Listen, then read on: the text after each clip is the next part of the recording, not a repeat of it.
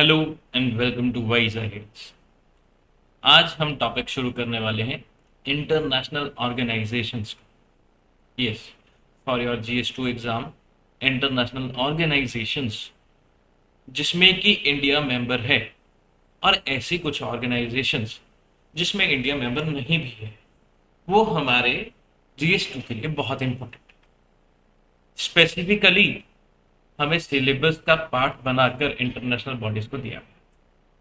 तो ये international bodies चाहे तो किस मर्जी तरीके की हो सकती है। आज हम इंटरनेशनल बॉडीज के बारे में शुरू करेंगे और अगले हमारे लगभग 3 से 4 या 5 लेक्चर्स इंटरनेशनल बॉडीज को डिस्कस करेंगे। Basically I am not confining myself to the number of lectures.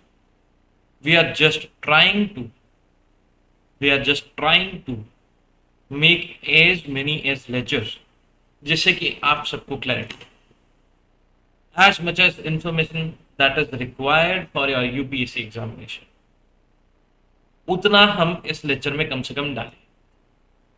अगर बनाना चाहे तो हम आईएमएफ के ऊपर ही 4 से 5 लेक्चर्स बना सकते हैं, लेकिन हम सिर्फ रिक्वायर्ड और डिजायर्ड मटेरियल लेक्चर्स में डिस्कस करेंगे जो जो कि आपके यूपीएससी एग्जामिनेशन के लिए इंपॉर्टेंट है। और इसके अलावा बाकी के एरियाज, एज पर अस, बाकी के एरियाज को इतना एम्फोसिस देने की जरूरत नहीं। इसके अलावा you just have to stick to the newspapers. Current में अगर इन ऑर्गेनाइजेशंस के रिलेशन में अगर कुछ आए तो आपको उसके बारे में जरूर पता होना चाहिए। तो let's start with today's lecture. In today's lecture, we are going to discuss about IMF. IMF is International Monetary Fund.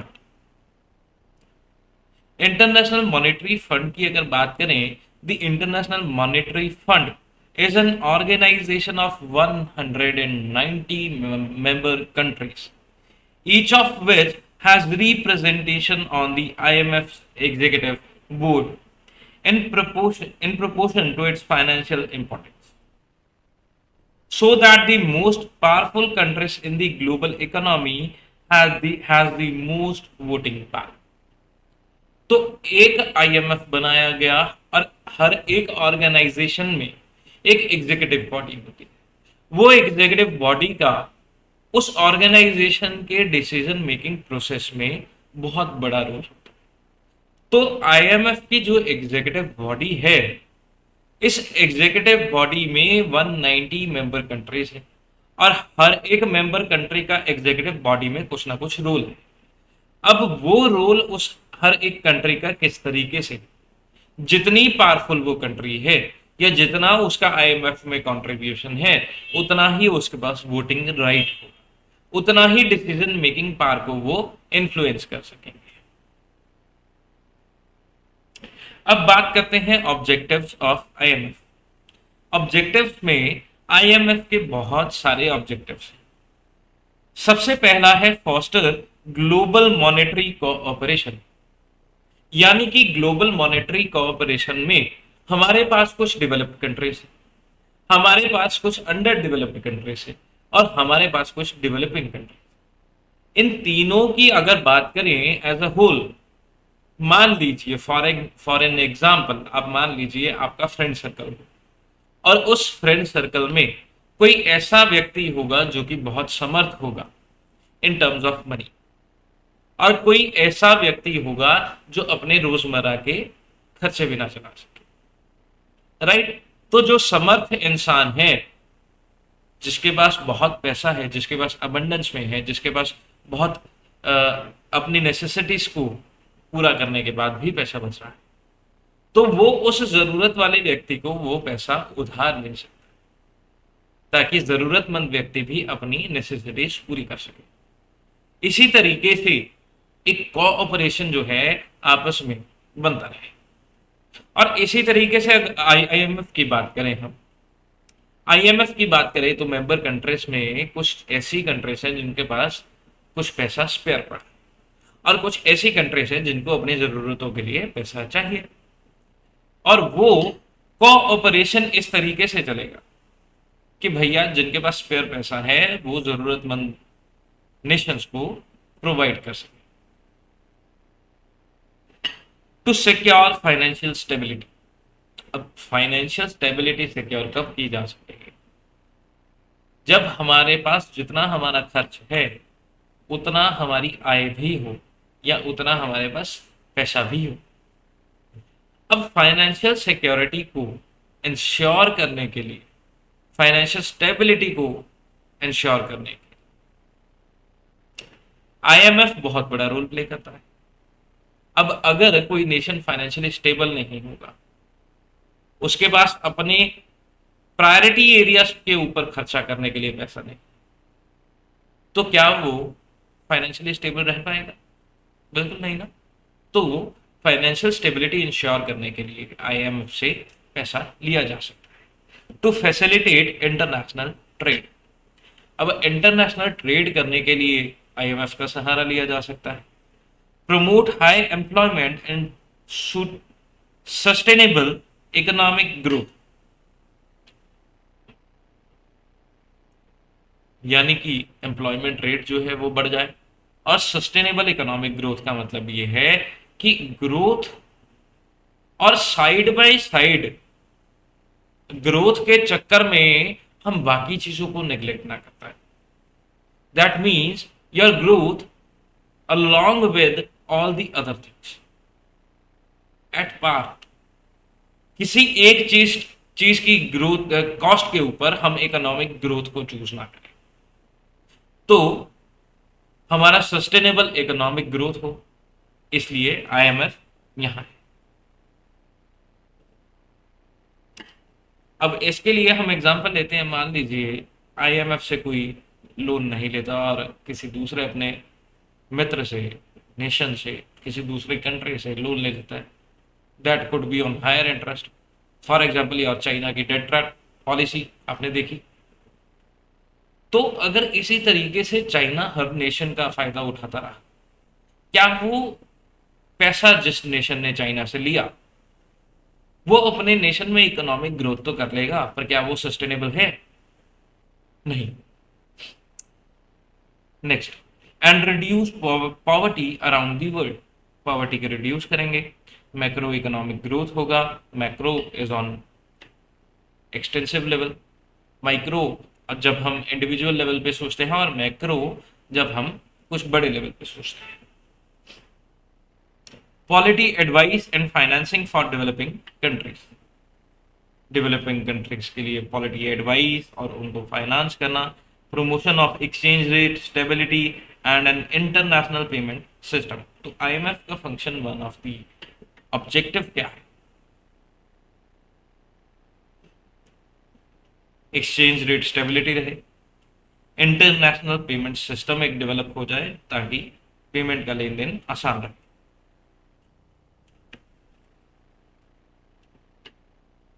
अब आईएमएफ के अगर मिशंस की बात करें तो आईएमएफ के 3 क्रिटिकल मिशंस हैं। Furthering international monetary cooperation, encouraging the expansion of trade and economic growth. आपस में तालमेल मेलजोल बना के इकोनॉमिक ग्रोथ को बढ़ाना, ट्रेड को बढ़ाना, ये पहला मिशन हो गया। Discouraging policies that would harm prosperity. Prosperity को जो चीज हार्म करे वो चीजें डिस्करेज करना, वो पॉलिसीज डिस्करेज करना। To fulfil these missions IMF member countries work collaboratively with each other and with other international bodies. तो इन अपने मिशंस को पूरा करने के लिए जो भी मेंबर नेशंस ये पूरे कोऑपरेशन के साथ काम करते हैं। अब बात करेंगे हिस्ट्री ऑफ आईएमएफ। आईएमएफ की हिस्ट्री क्या है? The IMF also known as the fund was conceived at UN conference in Bretton Woods. तो ब्रेटन वुड्स में जो यूएन की कॉन्फ्रेंस हुई थी New Hampshire US in July 1944 में, वहां पर आईएमएफ का जन्म हुआ। The 44 countries at that conference sought to build a framework for economic cooperation to avoid a repetition of the competitive devaluations that had contributed to the Great Depression in the 1930s.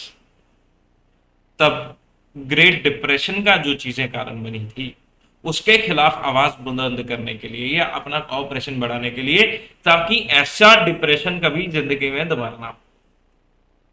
Countries were not eligible for membership in the International Bank for Reconstruction and Development unless they were members of IMF. IBRD का अगर किसी को member बनना है तो उसको IMF का member बनना जरूरी है। IMF, as per Bretton Woods Agreement to encourage international financial cooperation, introduced a system of convertible currencies at fixed exchange rates and replaced gold with the US dollar. Gold at $35 per ounce for official reserve. तो जब पहले exchange करा जाता था तो gold की terms में करा जाता था, इसमें यूएस डॉलर की टर्म में एक्सचेंज रेट जो है फिक्स कर दिया। After the Bretton Woods system of fixed exchange rate collapsed in 1971, the IMF has promoted the system of floating exchange rate. Countries are free to choose their exchange arrangement, meaning that market forces determines the value of currencies relative to one another. This system continues to be in place today. तो हमारे पास दो exchange rate system होते हैं। जब हम economy पढ़ेंगे you will get much of clarity on the exchange rate systems.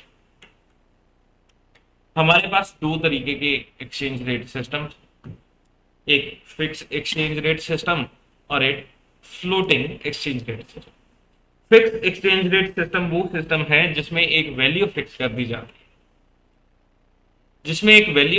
दी जाती है, फॉर एग्जाम्पल मान लीजिए मैं कहीं भी किसी एक कंट्री, मान लीजिए ऑस्ट्रेलिया में रहता हूं, मैंने आपसे बोला कि भैया मुझे पैसे चाहिए, मुझे आप $100 जो है उधार दे रहे हैं फॉर एग्जाम्पल, राइट। तो आपने $100 मेरे को एग्जाम्पल तौर पे उधार दिए, डॉलर की टर्म्स में मैंने आपसे पैसे लिए और उस टाइम पे डॉलर की वैल्यू 70 रुपीज थी, और मैं बोलूंगा कि 10 साल बाद मैं ये आपको पैसे वापस करूँ, तब भी डॉलर की वैल्यू जो है 70 रुपीज, क्योंकि फिक्स्ड रेट सिस्टम जो है वो चल रहा है, फिक्स्ड एक्सचेंज रेट सिस्टम चल रहा है। एक बार जो वैल्यू फिक्स कर दी वो वैल्यू वैसी रहेगी और उसको जब तक रिवाइज नहीं करा जाता। Floating exchange rate system demand और सप्लाई के हिसाब से चलता है। जितनी ज्यादा डॉलर की वैल्यू होगी, जितनी ज्यादा डॉलर की डिमांड होगी, उतनी ज्यादा डॉलर की वैल्यू होगी, और जितनी कम डॉलर की सप्लाई होगी उतनी डॉलर की डिमांड जो है ज्यादा होगी। तो बेसिकली डॉलर की वैल्यू दोनों केसेस में बढ़ेगी। अब ये मार्केट फोर्सेस के तरीके से डॉलर की वैल्यू को डिटरमाइन करा जाए। हो सकता है कि 10 साल बाद डॉलर की वैल्यू ₹100 हो सकता है 80, हो सकता है 60। तो ये फ्लोटिंग रेट ऑफ सिस्टम है जहां floating exchange rate according to demand और सप्लाई चलते।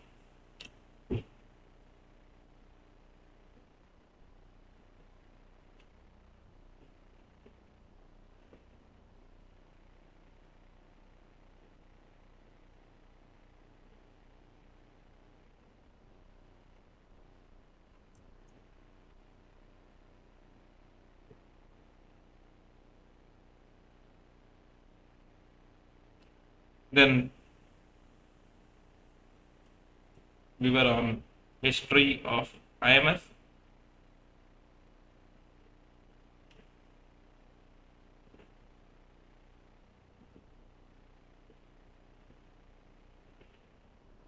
Have you? During 1973 oil crisis, IMF estimated that the foreign debts of 100 oil importing developing countries increased by 150% between 1973 to 1977.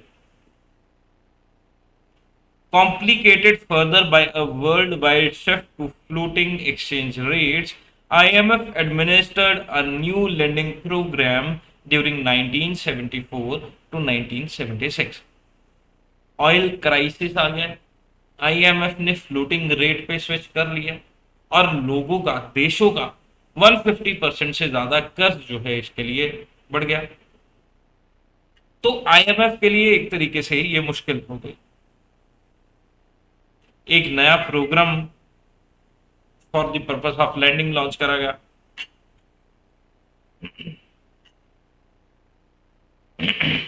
इसको oil facility बोला गया, funded by oil exporting nations and other lenders.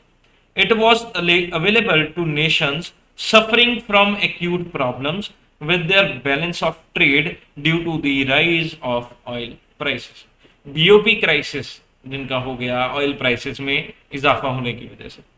IMF was one of the key organizations of the international economic system। Its design allowed this system to balance the rebuilding of international capitalism with the maximization of national economic sovereignty and human welfare, also known as embedded liberalism। तो IMF का एक बहुत बड़ा role रहा है इसमें।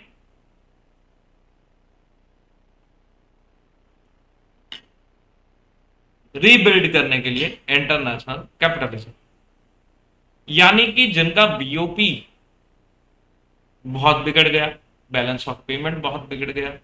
Balance of payment is your receipts versus your expenditures. When the expenditures are more than the receipts, then there is a problem with balance of payment। You will not have the money to spend। जब receipts expenditure से कम है और expenditure बहुत ज्यादा है, हमारे पास पैसा ही नहीं होगा खर्च करने के लिए। ऑयल प्राइसेस बढ़ गए, लोगों का खर्च जो है ज्यादा हो गया, बीओपी क्राइसिस आ गया। तब आईएमएफ की एक स्कीम लाई गई और इस स्कीम से रीबिल्ड करने में हेल्प हुई, कैपिटलिज्म, इंटरनेशनल कैपिटलिज्म रीबिल्ड हो गया। तो इस तरीके से आईएमएफ ने उस टाइम पे स्कीम्स लॉन्च करी। The IMF played a central role in helping the countries of the former Soviet bloc transition from central planning to market driven economies। Centrally planned economy और मार्केट ड्रिवन इकोनॉमी, अब basically आप बोलेंगे कि sir polity पढ़ा रहे थे, economy में कहाँ चले गए? बिकॉज आपको ये टर्म्स समझ आए तो थोड़ा थोड़ा एक्सप्लेनेशन इनका जरूरी। अब मार्केट प्लान्ड इकोनॉमी और सेंट्रली प्लान्ड इकोनॉमी और मार्केट ड्रिवन इकोनॉमी, ये दो कंसेप्ट हैं बेसिकली। जब सेंट्रल गवर्नमेंट और the government of the nation controls the prices as well as production as well as the demand of the goods in a nation, इसको कहते हैं centrally planned economy. और market driven economy वो होती है जो कि मार्केट फोर्सेस के साथ चलती है। डिमांड और supply of a good determines the price. For example, जब कोविड-19 आया, सैनिटाइजर्स की डिमांड जो है बहुत बढ़ गई। 24 रुपए बिकने वाला सैनिटाइजर 100 रुपए तक पहुंच गया। और इसी तरीके से there is a relation between the demand and price. There is a relation between the supply and price. Supply कम होगी रेट बढ़ जाएगा, सप्लाई ज्यादा होगी रेट कम हो जाएगा। किसी चीज की आप देखेंगे अगर मार्केट में सप्लाई बहुत ज्यादा हो जाए तो रेट बढ़ जाएंगे, किसी चीज की सप्लाई बहुत कम हो जाए, किसी चीज की सप्लाई बहुत ज्यादा हो जाए तो रेट उसके कम हो जाएंगे, और किसी चीज की सप्लाई बहुत कम हो तो उसके रेट बढ़ जाएंगे। इसी तरीके से किसी चीज की डिमांड बहुत, ब्लैक मार्केटिंग शुरू हो जाएगी, उसकी प्राइस बढ़ जाएगी। किसी चीज की डिमांड कम हो, वो तो बिकती नहीं है, उसके प्राइस तो वैसे ही नीचे कहते हैं। In 1997, a wave of financial crisis swept over East Asia from Thailand to Indonesia to Korea and beyond. The International Monetary Fund created a series of bailouts, rescue packages for the most affected economies to enable them to avoid default, tying and packages to currency, banking and financial system reforms. Global Economic Crisis 2008. IMF undertook major initiatives to strengthen surveillance to respond to a more globalized and interconnected world. These initiatives include revamping the legal framework for surveillance to cover spillovers when economic policies in one country can affect the other, deepening analysis of risk and financial system, stepping up assessments of members' external positions, and responding more promptly to concerns of the members.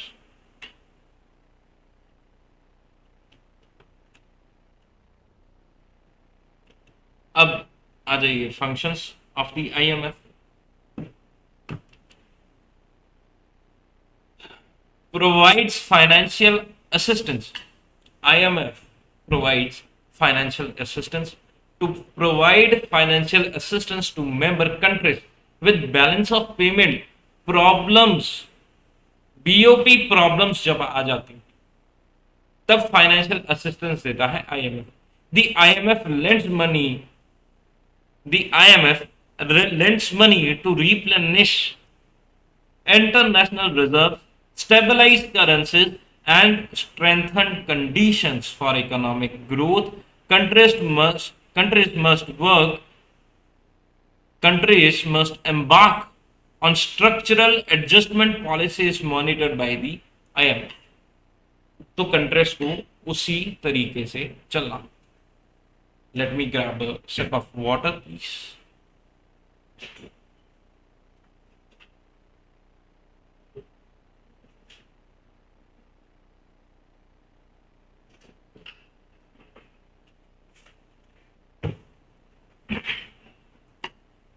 Okay. IMF surveillance. It oversees the international monetary system and monitors the economic and financial policies of 190 member countries. Surveillance रखेगा कि भैया कैसी कैसी monetary policy तुम्हारे देश में चल रही है, as part of the process which takes place both at the global level and in individual countries. The IMF highlights possible risks to stability and advises on needed policy adjustments. IMF बताता है कि ये policy आपको change करनी चाहिए या इस तरीके से प्लान करना चाहिए।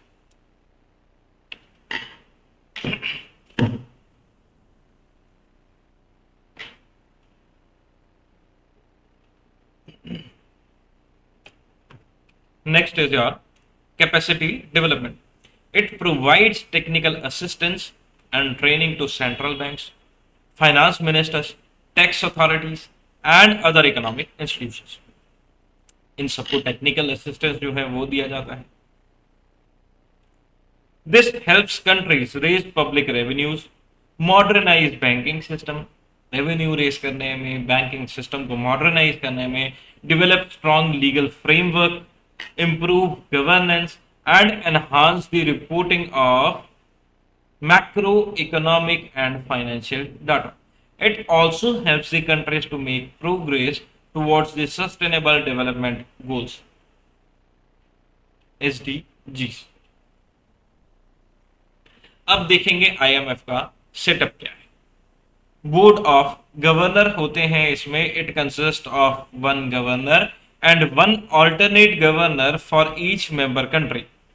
Each member country appoints its two governors. It is responsible for electing or appointing executive directors to the executive board, approving quota increases, special drawing right allocations, admittance of new member, compulsory withdrawal of a member. तो ये जो सारी चीजें हैं ये board of governors द्वारा चलेंगे। Amendment to the articles of agreement and bylaws, articles amend करने हो या बाई लॉस अमेंड करने हो। Board of governor is advised by two ministerial committees, the international monetary and finance committee IMFC and the development committee. तो इन दो committees द्वारा board of governors को एडवाइस करा जाएगा। Board of governors of the IMF and the World Bank group normally meet once a year during the IMF World Bank annual meetings to discuss the work of their respective institutions. Ministerial committee आएगी अब। The Board of Governor is advised by two ministerial committees, International Monetary and Finance Committee IMFC,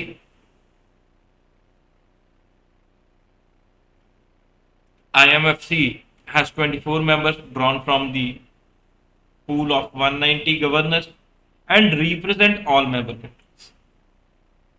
It discusses the management of the international monetary and financial system. Management को discuss करेंगे। It also discusses proposals by the executive board to amend the articles of agreement and any other matter of common concern affecting the global economy. तो ये चीजों के ऊपर जो है IMFC discussion करेगा। अब डेवलपमेंट कमेटी पे आइए। Development committee is a joint committee, 25 members होते हैं from the board of governors से सिलेक्ट होते हैं of IMF and world bank, task with advising the boards of governor of the IMF and the World Bank on issues related to economic development in emerging market and developing countries. तो ये world bank को भी advice करेगा। It serves as a forum for building intergovernmental consensus on critical development issues. तो आपस में सहमति बनाने के लिए ये बना। Executive, it is 24 member executive board elected by the board of governors. It conducts the daily business of the IMF and exercises the power delegated to it by the board of governors and powers conferred on it by the articles of agreement. तो basically असल में काम field में ये करते हैं। It discusses all aspects of the fund's work from the IMF staff, annual health checks of member countries, economic to policy issues relevant to the global economy. The board normally makes decisions based on the consensus, but sometimes formal votes are taken. Votes of each member equal to the sum of its basic votes, equality distributed among all the members, and quota based votes. A member's quota determines its voting power. IMF management क्या है? IMF managing director is both chairman of the IMF executive board and head of IMF staff. The managing director is appointed by the executive board by voting और consensus. IMF members, any other state, whether or not a member of UN, may become a member of IMF in accordance with the IMF article of agreement and terms prescribed by the board of governors. तो इस तरीके से कोई भी membership ले सकता है। Membership in IMF is a pre requisite for the membership in IBRD. Pay a quota subscription on joining the IMF. Such member country contributes a certain sum of money called as quota subscription, which is based on the country's wealth and economic performance. अपनी wealth और performance के हिसाब से हम उतना पैसा contribute कर सकते हैं। It is weighted average of GDP, weight 50% होता है, ओपननेस 30% वेट होगा, economic variability 15%, inter international reserve जो है 5%। तो इस तरीके से वेट्स असाइन कर दिए गए और उसके अकॉर्डिंग जो है वेल्थ डिटरमिन करी जाएगी और फिर कोटा जो है वो डिटरमिन करा जाएगा। GDP of a member country is measured through the blend of GDP based on market exchange rate weight of 60% and PPP exchange rate 40%। Economy में हम और बेहतर तरीके से समझेंगे। Special drawing rights SDRs is the IMF's unit of account and not a currency. The currency value of SDR is determined by summing the values of US dollar based on the market exchange rate of the SDR basket of the currencies. SDR basket of currencies include US dollar, euro, Japanese yen, pound, sterling, and the Chinese renminbi included in 2016. The SDR currency value is calculated daily, except on IMF holidays or wherever the IMF is closed for business, and the valuation basket is reviewed and adjusted every 5 years. Quotas are denominated expressed in SDRs. SDRs represent a claim to currency held by IMF member countries for which they may be exchanged. Specially drawing rights हैं ये, ठीक। Members voting power is related directly to the quota, the amount of money they contribute to the institution. IMF allows each member countries to choose its own method of determining the exchange value of the money. The only requirement are that the member no longer base the value of its currency on gold, which has proved to be too inflexible, and inform other members about precisely how it is determining the value of its currency. अब special drawing rights क्या है? The SDR is an international reserve asset created by IMF in 1969. Is to supplement its member countries' official reserves. उनके official reserves हैं। To date, a total of SDR 660.7 billion, equivalent to about US dollar of 943 billion, have been allocated. This includes the largest ever allocation of about SDR 456 billion approved on August 2nd, 2021, effective on August 23, 2021. This was to address the long-term global need for reserves and help countries cope with the impact of COVID-19 pandemic. The value of the SDR is based on the basket of live currencies. इसमें US dollar है, euro है, Chinese रेमबिनी है, Japanese yen है and British pound है, Stirling. The SDR basket is reviewed every 5 years. During the last review concluded in November 2015, the board decided that the Chinese renminbi met the criteria for SDR basket inclusion. अब IMF और India की अगर India is the founder member of IMF। जब IMF बना India तब member था, India ने support करा था। International regulation bye IMF in the field of money has certainly contributed towards expansion of international trade. India has to the extent benefited from these fruitful results. Post-partition period, India had serious balance of payment deficit, particularly with the dollar and other hand currencies country. It was the IMF that came to rescue of India. The fund granted India loans to meet the financial difficulties arising out of Indo-Pak conflict in 1965 and 1971.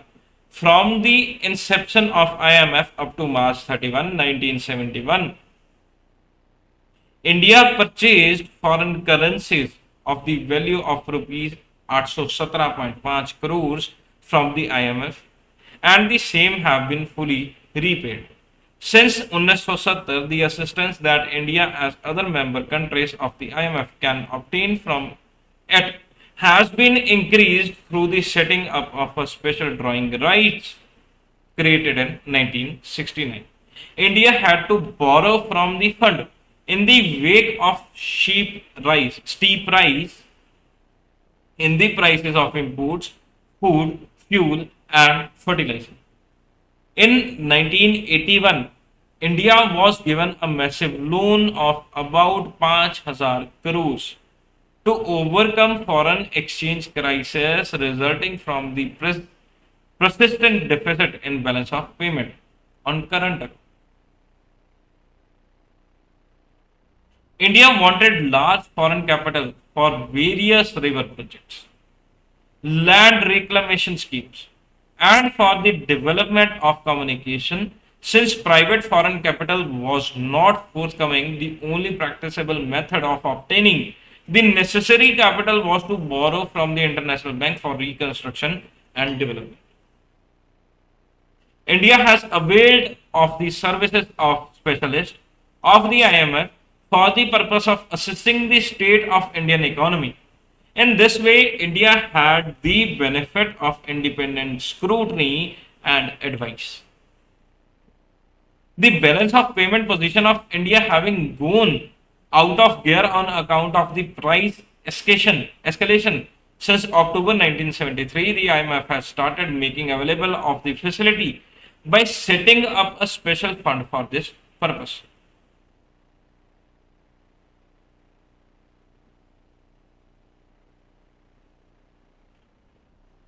Early 1990s की अगर बात करें, early 1990s की अगर बात करें, even foreign exchange reserve for 2 weeks imports as against the generally accepted safe minimum reserves of 3 month equivalent position were terribly unsatisfactory. Government of India immediate response was to secure an emergency loan of $2.2 billion from the International Monetary Fund by pledging 67 tons of India's gold reserves as collateral security.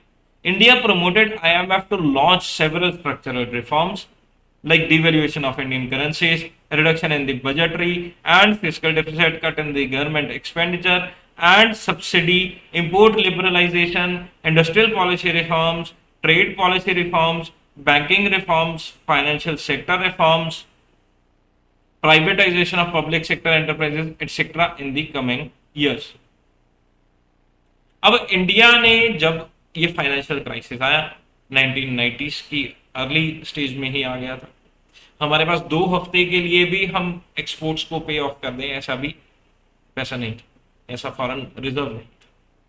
तो IMF से $2.2 billion की help मांगी और उस दौरान IMF ने liberalisation, privatisation और globalisation, LPG reforms जो है इंडिया में लाने की शर्त रखी। The foreign reserves started picking up with the onset of liberalization policies. India has occupied a special place in the board of directors of the fund. Thus, India had played a credible role in the determining the policies of the fund. This has increased the India's prestige in the international circles. India has not taken any financial assistance from the IMF since 1993. Repayments of the loans taken from the International Monetary Fund were completed on 31 May 2000. The Finance Minister of India is the ex officio governor on the board of governors of IMF. IMF RBI governor जो है alternate governor होते हैं IMF के।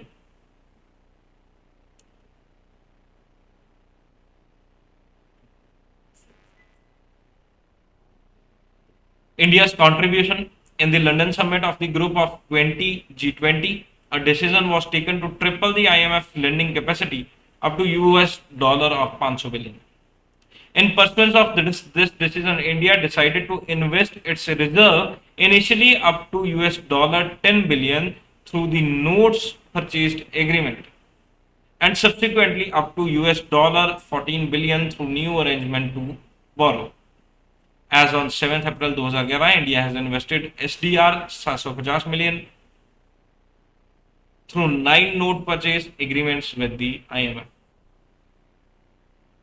Criticism of IMF. IMF governance is an area of contention. For decades, Europe and the US have guaranteed the helm of the IMF to European and that of World Bank to the American. This situation leaves little hope to ascendant emerging economies that, despite modest changes in 2015, do not have as large as IMF voting shares as the US और Europe. इन दोनों का इसके ऊपर कब्जा कर रखा. Conditions placed on loans are too intrusive. जब loan दिया जाता है तो जो कंडीशंस लगाई जाती हैं बहुत इंट्रूसिव है.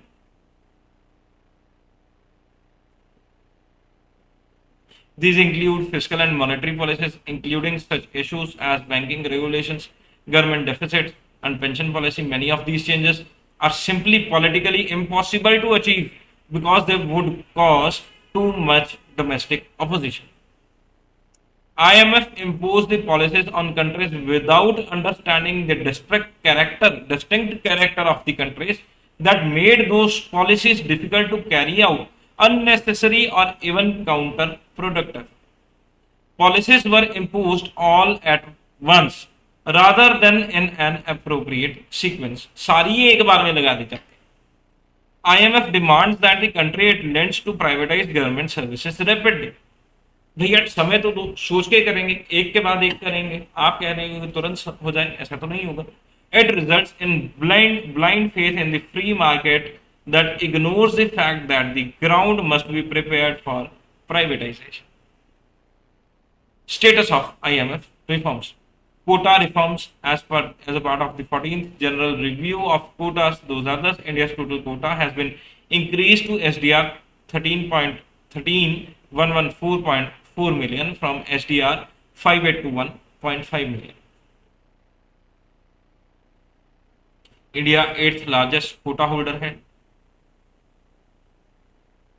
Significantly, the reforms will lead to the realignment of quota shares of member countries with the shift to dynamic emerging market and dynamic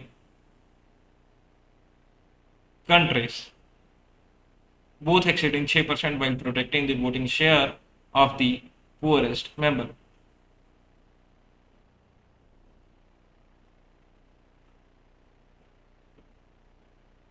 Due to discontent with IMF, BRICS countries established a new organization called BRICS Bank to reduce the dominance of IMF or World Bank and to consolidate the position of the world, as BRICS countries accounts for 1/5 of the world GDP and 2/5 of the world's population.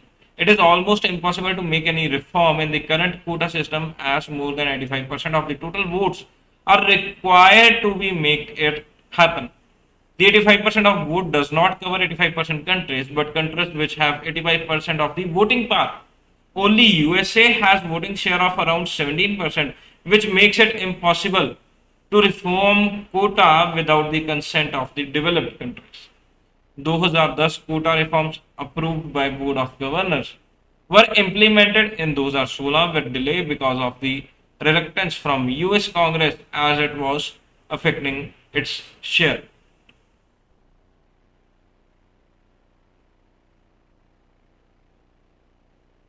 Combined quotas,